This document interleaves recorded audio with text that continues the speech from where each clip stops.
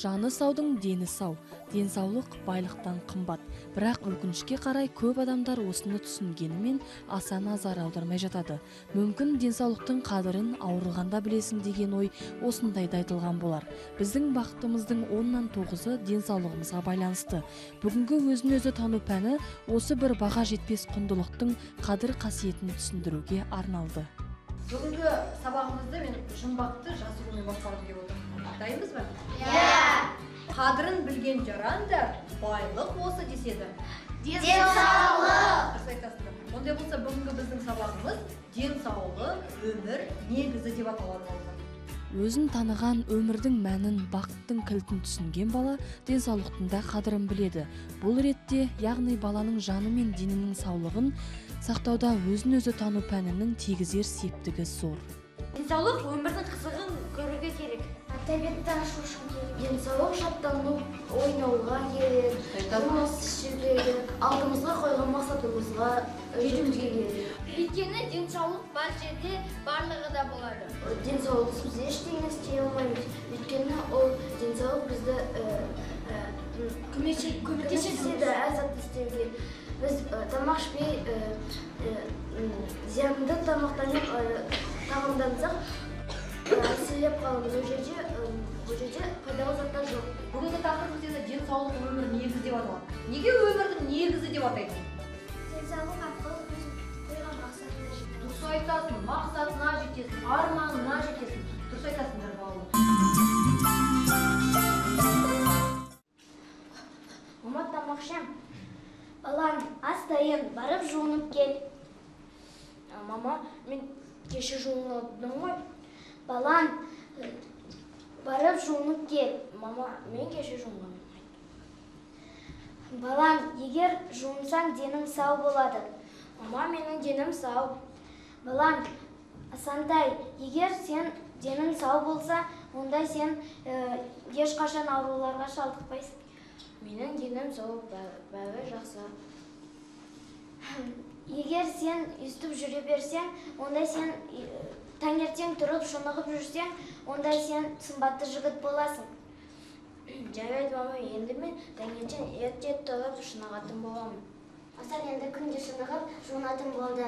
Мамасы оны аппағым дейді, ал ағайындары оны аппақ бала деп жүр. Балалар, енді осы әңгімеден не түйдің? Асанның істеген бірінші іс-әрекеті дұрыс па? Жоқ. Неге? Өйткені ойында жалқаулық болды. Ол айтты, мен кеше ғана жуынғанмын, үсті басын жууға келгісі келмеді. Анасы оған сабырлықпен түсіндірді. Адамның ішкі ойы таза болса, дені де сау болады. Барлық уақытта жақсы ойласаң, жақсылық тілесең, өзіңді әрқашан жақсы сезінесің.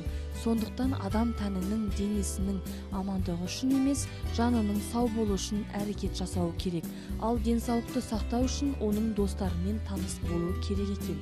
Олар жан саулығы, жақсы сөз, көтеріңкі көңіл күй, дұрыс ұйқы және тазалық деп жалғаса береді. Тазалық, дұрыс сақтану. Спортпен шықсаң, денең бар, ауырмайсың, ауруға да шалдықпайсың, сымбатты болып жүре бересің. сен қандаймен шұғылданасың? Мен би, каратэ, айкидо. Жақсы. Спорттар футбол, баскетбол, пионербол, волейбол. Сол футболға қатысқанда сенде денеңде бір қандай да өзгеріс болды ма? Шынықты ма денең? Иә.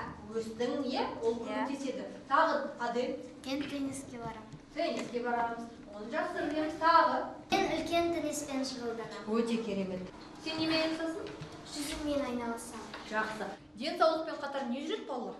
Дұшпан. Енді сол дұшпандарын атап кетейік. Темекі шегу, тамақтың алдында қолды жумау үшін.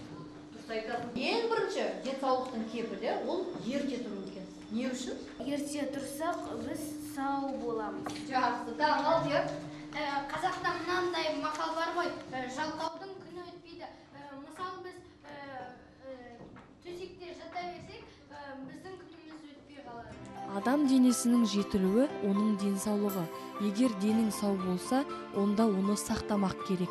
Ал егер сау болмаса, онда денді сауықтыру керек дейді Әл-Фараби. Сондықтан ашушандық, жалқаулық секілді денсаулықтың дұшпандарынан қашу керек дейді пән мұғалімі. Арман мен Жандос кеше сабақтан кейін денсаулық жайлы ой бөлісті. Арман анасынан естіген әңгімесі бойынша денсаулықты сатып алуға болады деді. Ал Жандос бұл ойға келіспеді. Ол денсаулықты ақшаға сатып ала алмаймыз деді.